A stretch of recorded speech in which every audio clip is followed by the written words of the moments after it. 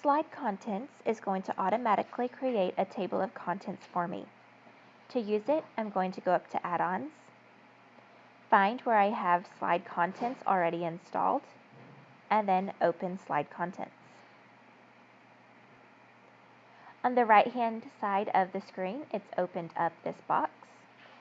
I can choose where I want my table of contents to be.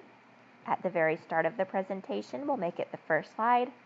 I could have it after the first slide if I want to keep my title slide, or at the very end of the presentation as the last slide.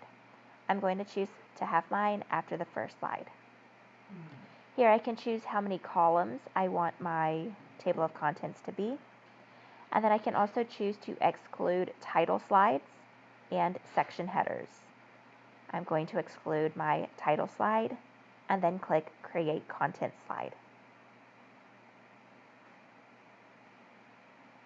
So now it's created my table of contents. It's got a link to each slide that I have created. The name of the link is the header that I have on that slide. So for example, installing add-ons. Here it says installing add-ons, and when you click on it, it takes you to that slide. After I've created my table of contents, I can change the number of columns and then click Update Content Slide, and it'll automatically update it for me.